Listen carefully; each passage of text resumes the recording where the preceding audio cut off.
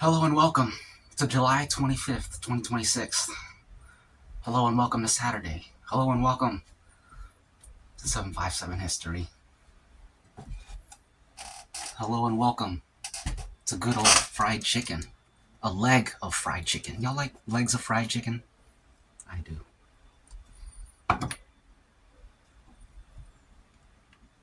Speaking of chicken, hello and welcome to 2 chicken ramens with 2 eggs. And I went old school, threw some black pepper in there. I ran out of cayenne peppers, so we're going to black peppers. Chicken and ramen. And eggs. You need a thumbnail. I guess this is the thumbnail right here.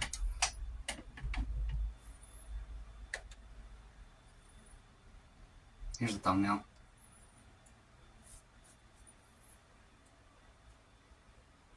Okay, good enough. And we got some waters. We got UFC, Tuchalov versus Ribeiro. This is round 2. I missed the whole first part because I was preparing all this.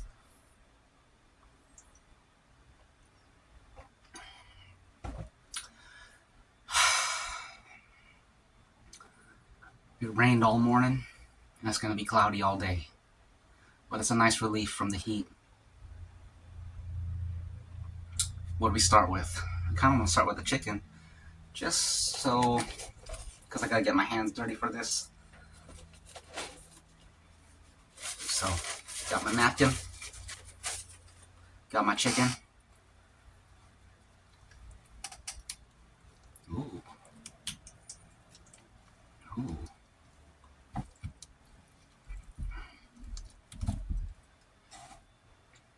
Start with the drumstick. Mmm.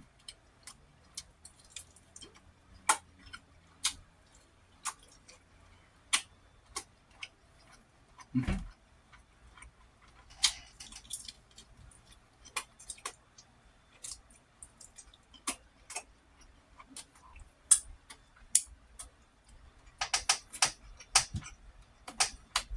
When I was a little kid, I remember the drumstick was my favorite. Because it's like something you would see in a cartoon. It's recognizable. It's iconic. Drumstick. And I also liked that it was called a drumstick. So I was like, you imagine beating on a drum with it. You know how kids' brains work.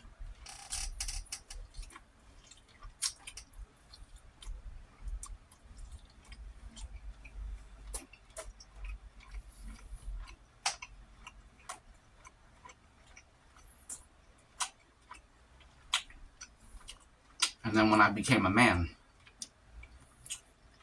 my favorite piece was the breast and the thighs. You see what I did there? Mmm.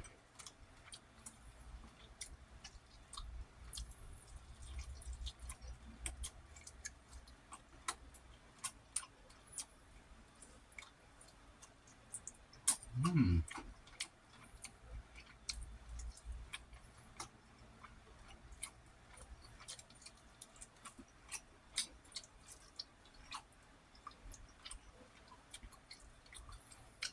This fried chicken has been in the refrigerator for, I don't know, 3 or 4 days. So it's not crunchy and crispy anymore, but it's still good. It could be crunchy and crispy if I put it in the oven or the toaster. But I just use the microwave. It's much quicker.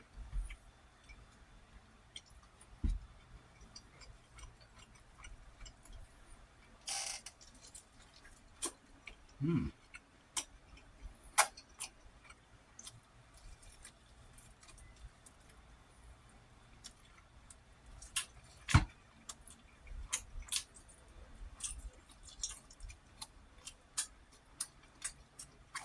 Mmm.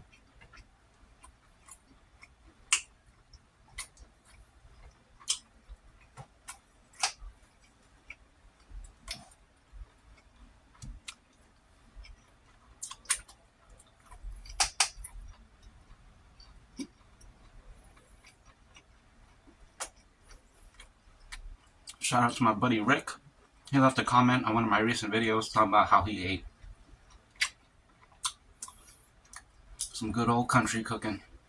Cornbread, corn on the cob, pork chops, mashed taters, and maybe something else I forget. But I'm reading the list and I'm like, shoot, I ate every single one of those things this week.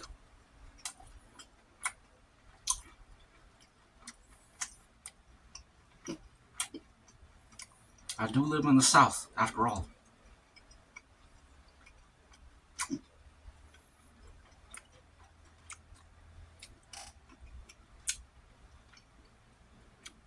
But he's from way south. He got the accent and everything. Everything.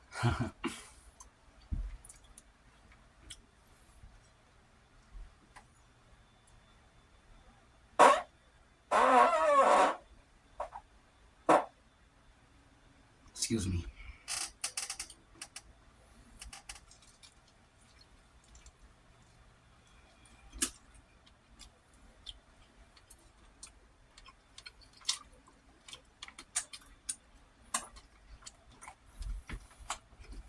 I believe Rick is from Tennessee or North Carolina. I think he was born in North Carolina, but then he moved up to Tennessee. Something like that. I forget. But he's a true Southern man, Southern gentleman. He's got the Southern class, the Southern hospitality. Good people. They get a bad rap from the world and from the country, but you know.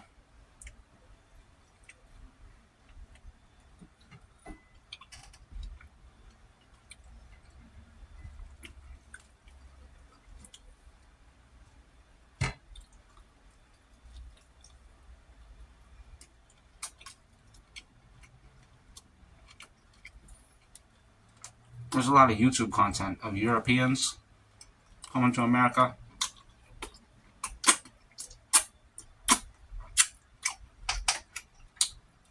And just being utterly culture shocked and mind blown by the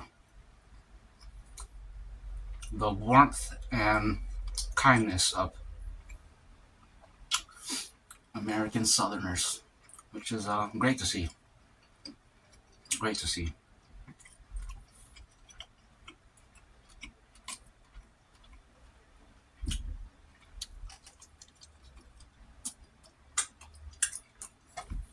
And when I say Southerners, I'm not talking about white people.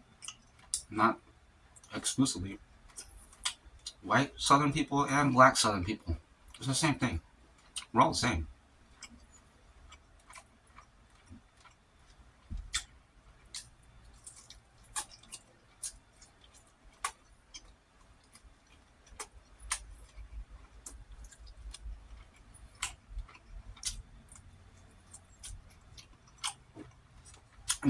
Anyways, I was watching some of those videos, and like,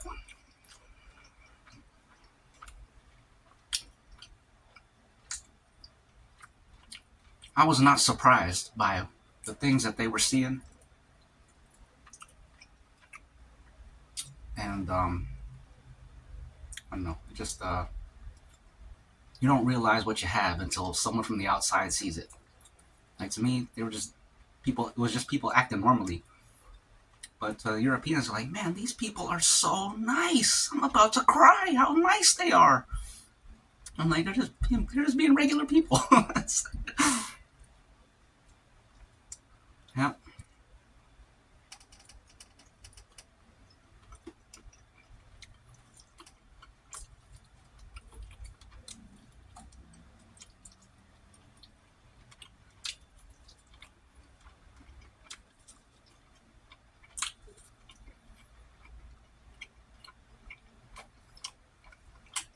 But always keep in mind, there's bad people everywhere. So,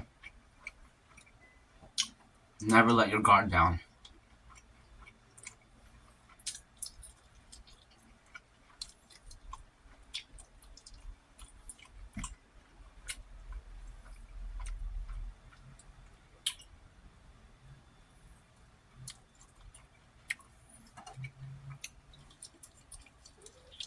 Mm. The fried breadcrumb, so good. Not even crunchy anymore. It's still absolutely delicious.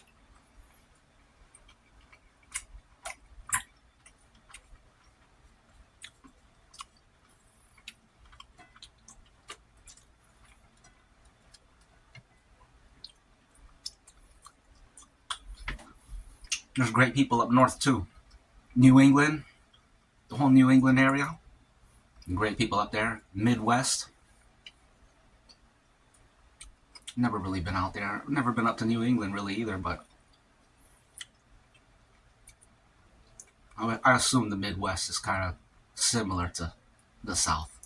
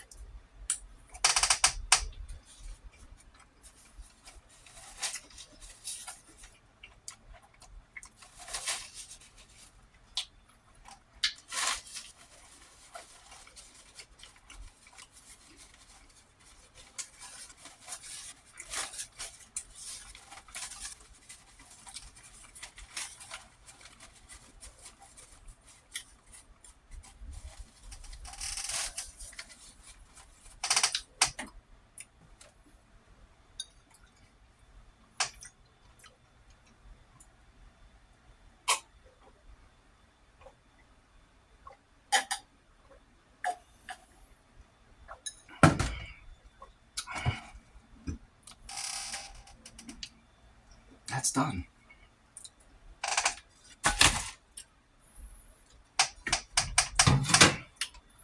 Now for this.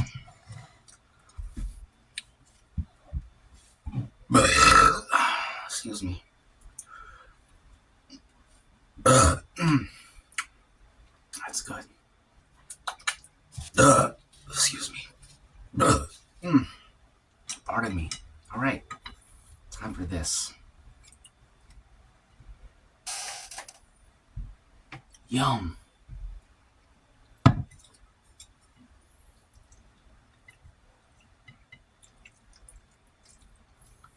That mukbang I filmed yesterday, that was the only thing I ate all day, so I do have an appetite today.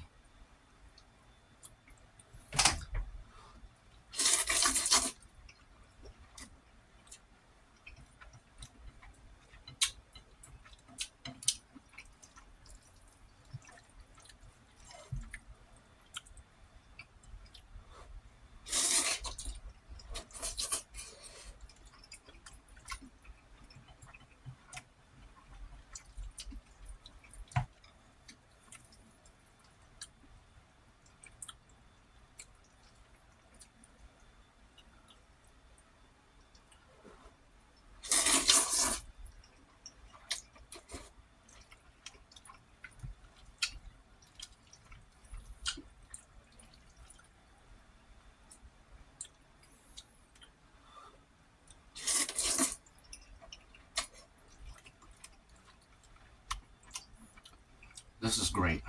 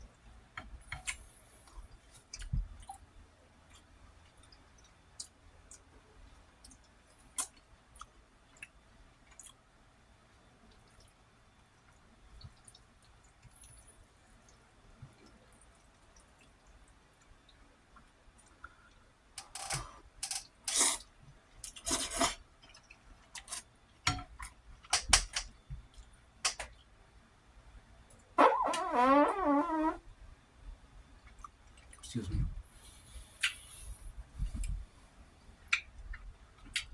Y'all ever watch Jonathan Ferguson, keeper of firearms at the UK Armory? Something like that.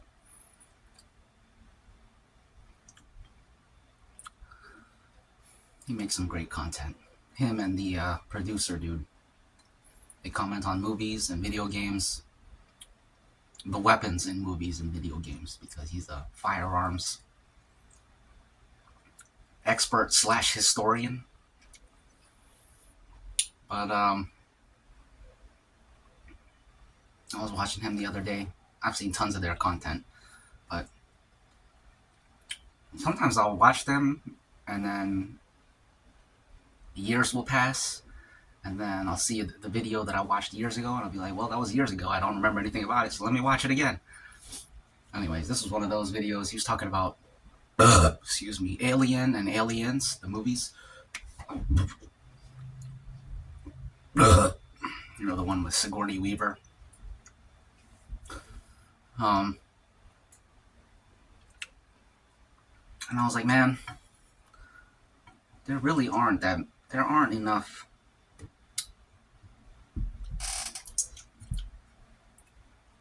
military themed sci-fi movies. Like, if there's a military and a sci-fi movie, they're unrecognizable really from what we have in our times. They're like Star Trek and stuff like that, or Pacific Rim.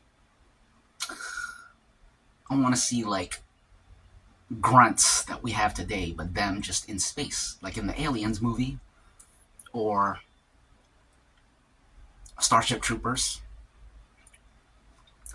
something along those lines. Anyways, I Google searched. I don't know if I Google searched and YouTube searched or what, but looking at movies along those lines, they really don't exist, which is surprising to me. I would have thought there would have been tons. But I guess it makes sense. Usually when you have a sci-fi film or like a space film, they make them too spacey, you know? I want it to be grounded, more recognizable to what we have today, except in space.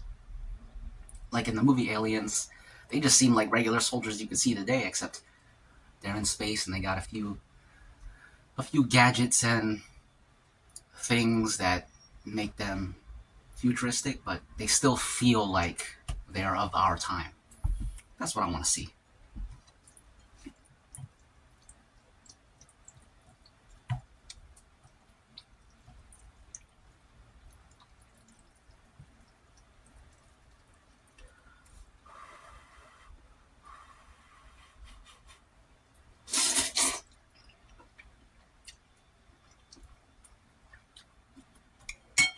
Star Trek and Battlestar Galactica, stuff like that. They're more Navy based, so they have like the decorum of like a crew on a ship. And it's more about that. I want to see soldiering, you know? I want to see soldiering.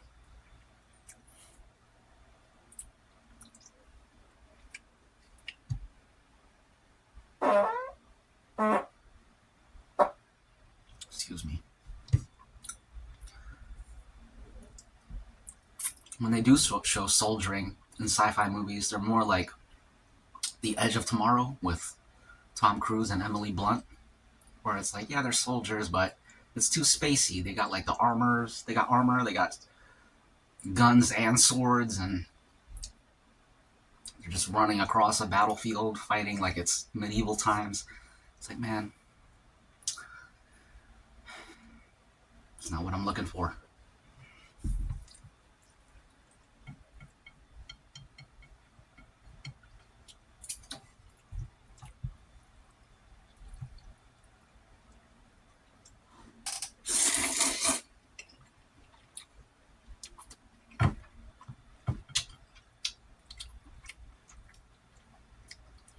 I was watching some Walking Dead content, people's commentary / reviews of the various seasons of the show.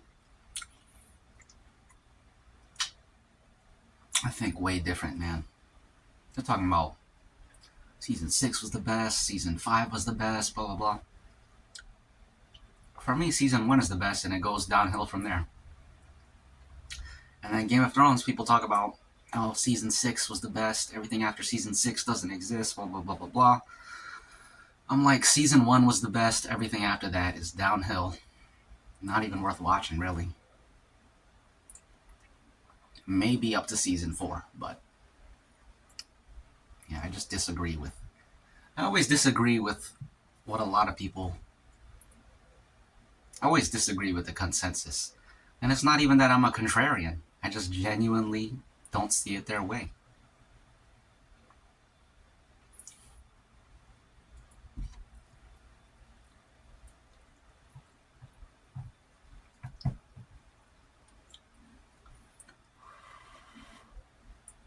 Walking Dead is good when they're on the move, scavenging for resources, not settling in one place, watching out for zombies, hunkering down in like some place for shelter, and then on the move again. That's what I want from a zombie movie or a zombie show. But in every season, they gotta have them settle into some place and then have the whole season take place around that place that they're settled in. And it's like, man, this show stinks.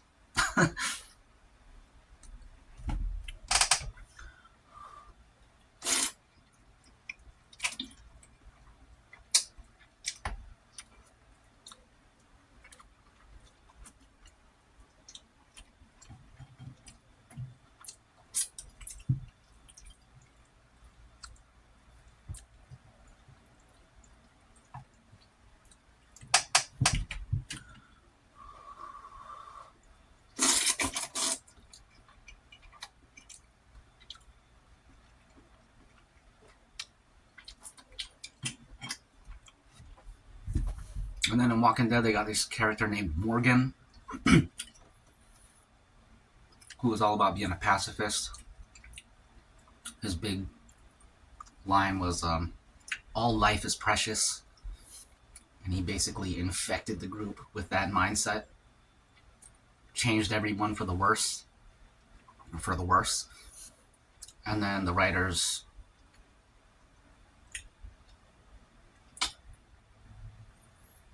they took that character trait from Morgan and they put it onto Carl, Rick's son. And then Carl became all about peace and all life is precious. And the reviewer I was watching, he was talking about, he was just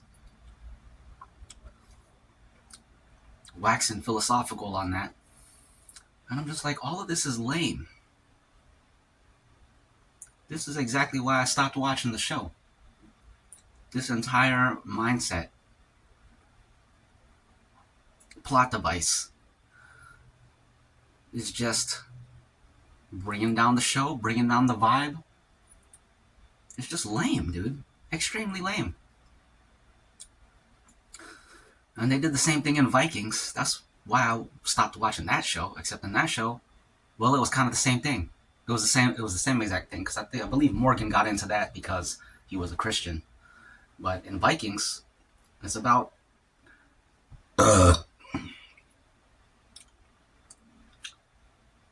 Vikings that worship Odin and are all about battle, fighting, war.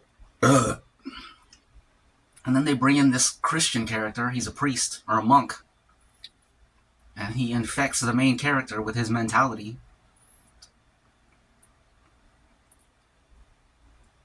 And they ruin the show and ruin the character. Because now the main dude who was like an awesome warrior, now he's been castrated. Is that the term? Castrated? I believe that's the term. He's been castrated by this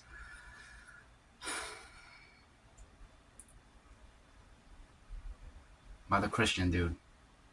And now he don't want to fight anymore. He's second guessing his identity. And it's like, dude, the show sucks now. I'm not watching the rest. But yeah. Stop bringing in those characters, dude. And you can't help but think it's just like, you can't help but imagine the writers or writer thinking that they're being super deep and profound. Like, oh, look at this curveball from the left field. You're not going to expect this. Isn't that an amazing? Isn't this amazing? Isn't this deep? And it's like, no, you ruined the whole show. That had no place in this universe, and you brought it in because you're trying to preach, trying to push a message. When I just want to see a cool show, cool story, cool characters. Stop bringing this stuff in here. It's infuriating, man. Do that in your own time. Stop ruining shows. Another one, they did it with the Last of Us video game too. Oh man, they had to get into their morals and think that they are pushing something deep, and they're just ruining characters, ruining franchises, ruining everything because you want to be deep, and you're not even deep.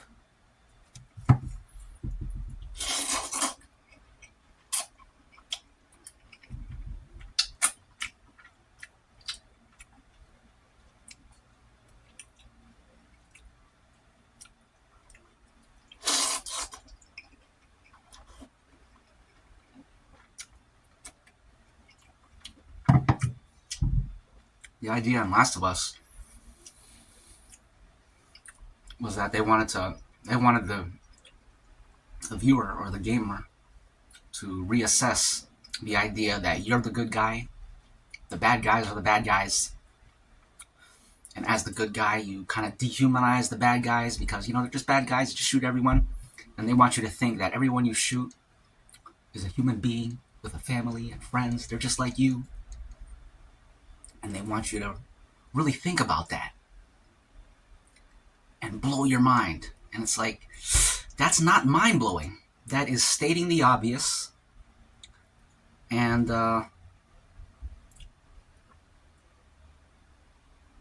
stating the obvious and then strutting around like you actually said something.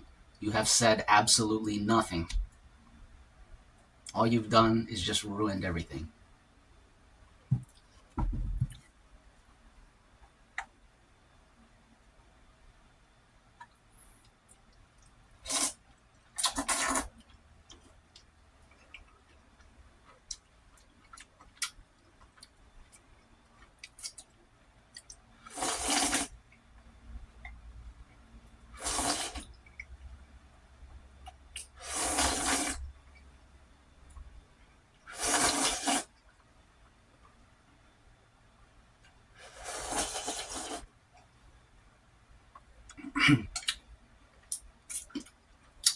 I'm missing all the fights, but that's alright. You're probably lame anyways.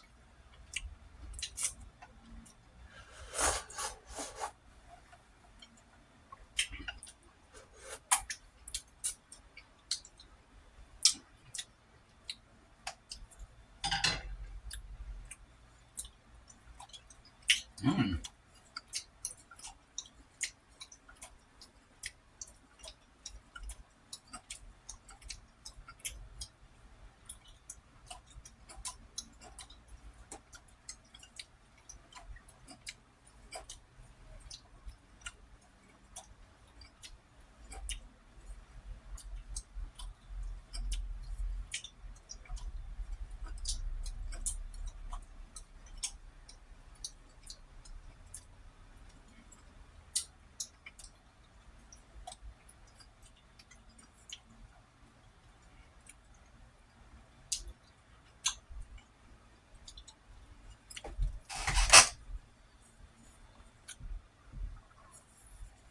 Delicious. One moment, please. I gotta blow my nose.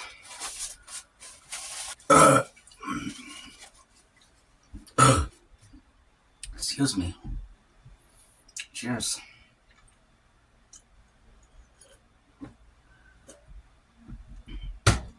Delicious. And now, good old coffee. Our first toast is that you all will have a great weekend. Cheers.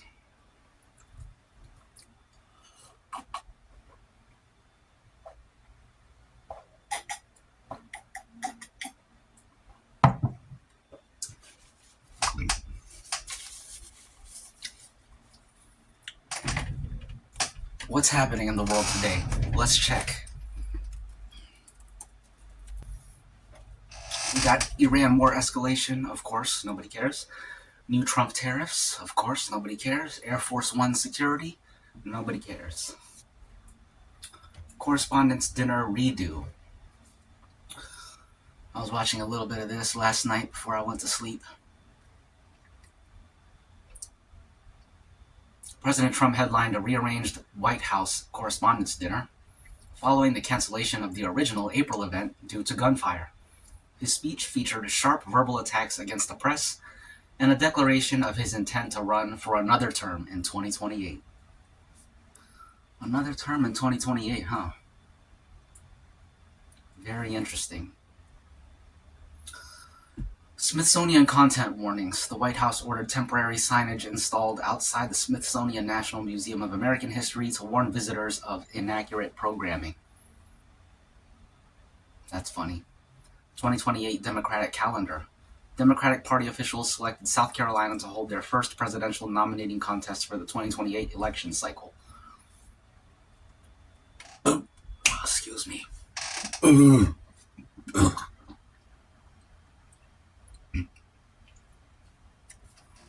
Okay, catastrophic parasitic outbreak. Former food safety officials are warning that an active cyclospora outbreak is nearing a catastrophic scale. Oh shoot. Concurrently, the USDA lifted a year-long ban on Mexican cattle imports to stabilize high beef prices, despite ongoing domestic livestock pest concerns. Interesting. I didn't know there's been a year-long ban on Mexican cattle imports. Makes sense. Record measles surge. Infections have reached 2,318 cases this year, marking the highest annual total in 35 years. Due to waning vaccination rates. Makes sense. We heard about that yesterday, but I don't think we got the 2,318 number. Massive food recall. 1.6 million egg cartons sold to Kroger and Brookshires across multiple states have been recalled due to salmonella contamination. We heard about that yesterday too, but we didn't hear the 1.6 million number. Tragic Michigan house fire. Nobody cares about a tragic Michigan house fire. 8 family members died. Nobody cares. Sports and entertainment. LeBron James. We heard about this already. He went to 76ers. Tony Romo arrested. I've heard his name, but I don't know much about him. Former Dallas Cowboys quarterback and current CBS NFL analyst Tony Romo was arrested in Milwaukee, Wisconsin on suspicion of driving under the influence. I'm not surprised. Howard University enrollment crisis. Just weeks before the start of the fall semester, 502 freshman students at Howard University were abruptly enrolled due to disputed or unpaid tuition bills. Abruptly unenrolled. Interesting. Well, if they wanted to stay enrolled, should have paid those tuition bills. It's a non-story, in my opinion. Let me guess, people are angry that they were unenrolled. Well, what do you want them to do? Give them free schooling while other people have to pay the fee? But these people somehow don't have to pay the fee just because they didn't get to pay the fee, they get in for free? It don't work like that. It don't work like that. Anyways, the news was a waste of time, as usual. We gotta start doing like something else, or I gotta start curating my news better instead of just Googling AI mode. I gotta have like a focus on what type of news, because this is getting tiresome. It's the same thing every day. Tell me something different, please. have some kind of development, drop a bomb or something, drop a missile, start another war. Do what you gotta do, but make it more entertaining. You know what I'm saying? Make it more entertaining. Cheers. I'll toast to that.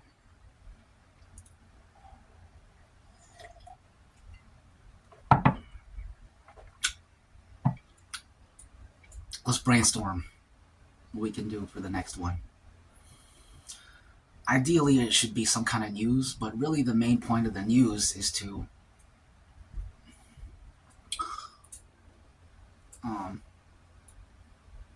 give some indication of where we are in history, so that when we look back on this 20 years from now, we'll be like, oh, it's not just a dude sitting in a room. You're getting some larger context of the world at the time, you know? Dude sitting in his room in 1991 talking about nothing is boring. But a dude sitting in his room in 1991 talking about what was going on in the world in 1991 is incredibly interesting. Super interesting. So, we are anticipating that. Beating that to the punch, if you will.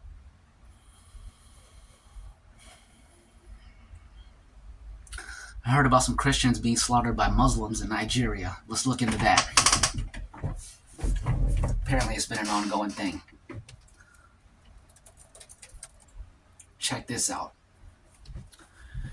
Nigeria is widely cited by international watchdogs as the deadliest place in the world for Christians, with thousands of believers killed, abducted, or displaced annually due to targeted violence.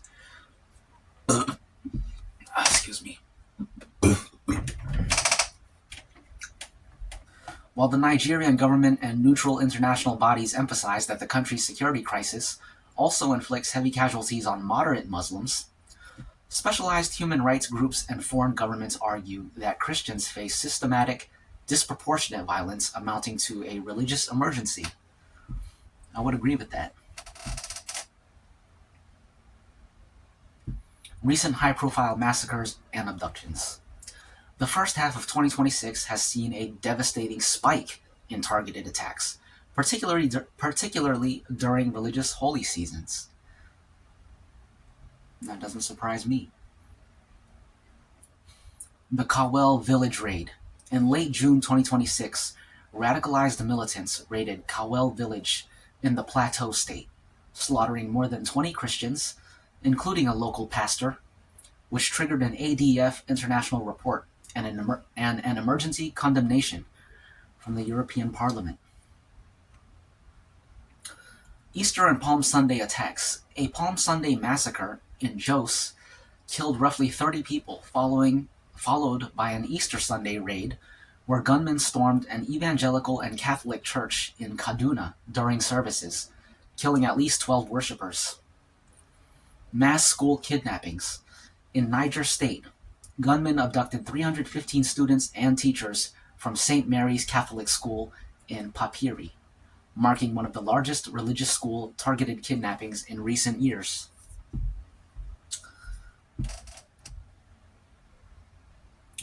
The main perpetrators.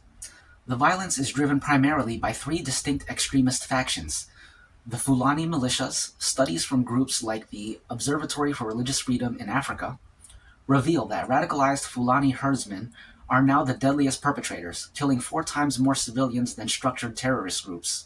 They primarily target Christian farming communities across Nigeria's Middle Belt to seize land and resources. Boko Haram and ISWAP.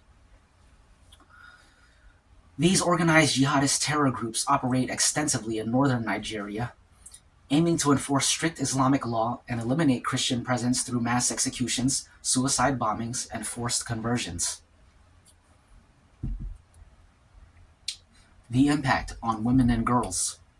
According to June 2026, United Nations Human Rights Report, According to a June 26 United Nations Human Rights Report, Christian women and girls in the North are uniquely vulnerable. Militants systematically use abduction, sexual violence, forced marriages, and forced conversions as weapons of war. Many displaced Christian women are forced to conceal their religious identities or wear hijabs simply to survive or access food in militant-controlled territory. International geopolitical fallout. The situation has escalated into a major diplomatic flashpoint.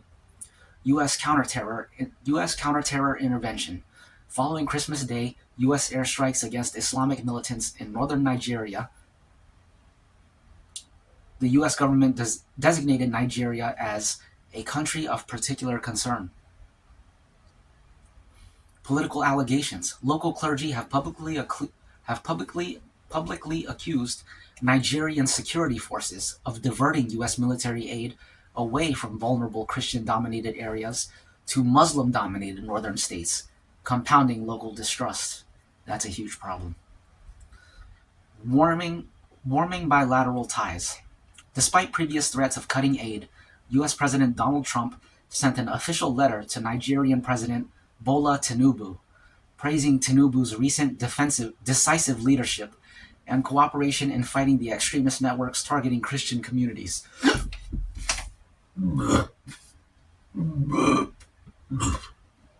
Whatever Bola Tinubu's doing, it ain't enough. And I wouldn't be surprised if he's in bed with the jihadi terror groups. You can't trust these people. But that's how it goes all over the world. You don't hear about that stuff because it ain't in the news. People talk about you can't trust the news, but then all their commentary is downstream of what the news puts out. There's other stuff going on besides what's in the news, people. And it's all too big and too vast for any of us to wrap our heads around, so it is what it is. Cheers to more of that. We need more of that.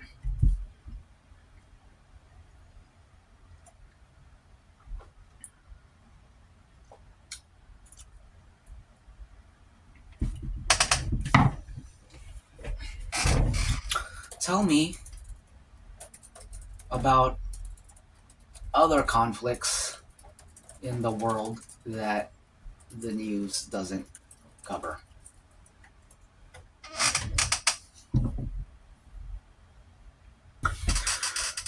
We got major humanitarian crises in Sudan, Myanmar, and the Democratic Republic of Congo.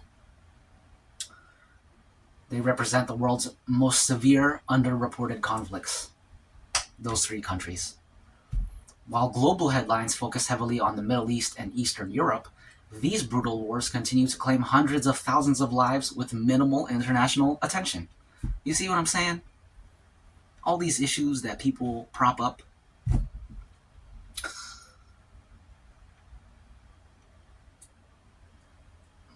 they're just other issues. They're not, you only think they're pressing because that's what the news talks about. But hundreds of thousands of lives are being claimed. So it is what it is. Sudan, the world's deadliest humanitarian emergency. The civil war between the Sudanese armed forces and the paramilitary Rapid Support Forces has pushed the nation into a catastrophic spiral. The scale. Over 15,000 people have been documented killed, though actual death tolls are estimated to be significantly higher due to telecommunication blackouts. More than 10 million people are displaced. 10 million! Creating the largest internal displacement crisis on Earth. Why it's ignored. The Sudanese government frequently cuts internet access and denies visas to foreign journalists, keeping the ground-level atrocities hidden from global television networks. Sounds like North Korea. The crisis. Famine has officially been declared in parts of Darfur, and humanitarian aid groups like the UNHCR warn that millions face starvation as both military factions weaponize food deliveries. That sounds exactly like Somalia during Black Hawk Down. Same with Niger, which we just read about. Niger and Nigeria. I kind of grouped both of them together. Myanmar, the forgotten border civil war. Since 2021, since the 2021 military coup, Myanmar has been locked in decentralized countrywide civil war between the ruling military junta and an alliance of ethnic armed resistance organizations. 2021 has been going on for half a decade. The scale. The conflict has forced over 3 million people from their homes. The military junta routinely uses heavy artillery and airstrikes against civilian villages, schools, and hospitals to suppress resistance. Why it's ignored. Geopolitical isolation and the arrest of independent domestic journalists have turned the country into an information black hole. Western media attention rarely extends into Southeast Asia unless major regional instability threatens international shipping lanes. We only care about it if it's affecting our economy. Understandable. That's how it goes. The crisis.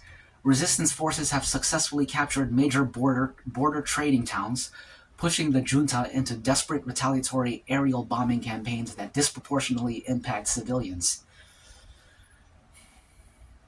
Dang. Democratic Republic of Congo. Decades of resource warfare. The eastern region of the DRC remains an active war zone, primarily driven by the M23 rebel movement alongside dozens of other armed militias fighting for control of the world's richest mineral deposits. The scale. More than 7 million Congolese are internally displaced, the highest number ever recorded in the country's history. Why it's ignored. The conflict is highly complex, involving corporate mining interests, corrupt local officials, and neighboring countries like Rwanda. Because it lacks a simple good versus evil narrative and has persisted for nearly 30 years, international media fatigue has completely set in. That's interesting. That's where we're all headed. I mean, we already have media fatigue, but this lack of simple good versus evil, that's setting in right now too for us. People think these are the good guys, these are the bad guys, and then you have another group saying, no, these are the good guys and these are the bad guys. But the reality is, it's bad guys on all sides. There are no good guys. The crisis. The intense demand for minerals like cobalt and coltan, which are vital for global smartphone and electric vehicle batteries, directly funds these militias, ensuring the cycle of violence and exploitation continues. Well, that's a quagmire if I ever heard of one. Interesting. And I'm sure if we prompted the AI, they would give us 3 more crises. And if we did it again, they could give us 3 more crises. There's crises everywhere in the world. Cheers.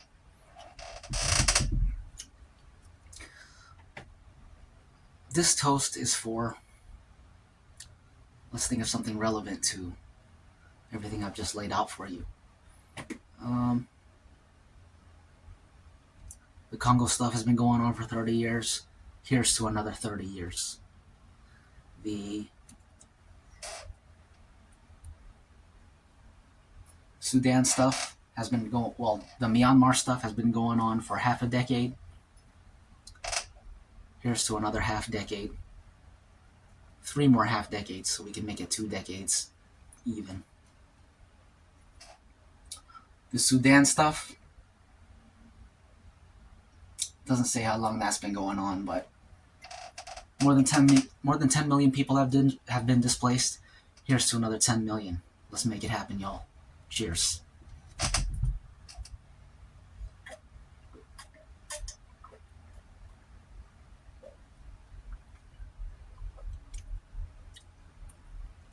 That was delicious. And that was an incredible mukbang. A great meal, a great talk. I'm twisted up.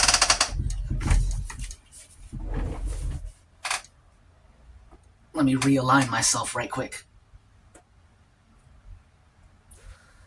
Ugh.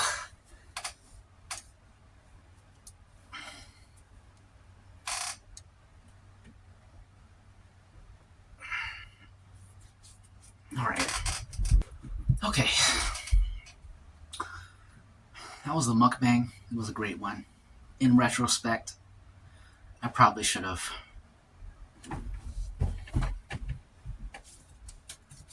Our time probably may have been better spent reading, but it's important that we contextualize this time with a bit of what's going on in the world for the sake of preservation, historical documentation, for our future viewers 20 years from now. Maybe it's me watching. Hey, me. Hope you're doing all right. And if y'all are watching, the rest of you 20 years in the future, what's going on, y'all? 757 History, speaking to you from the past. Maybe from the grave. Who knows? Just kidding, y'all.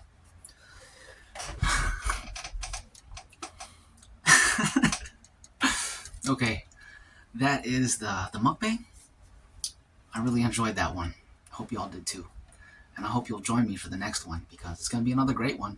Every one is a great one. So keep that in mind moving forward.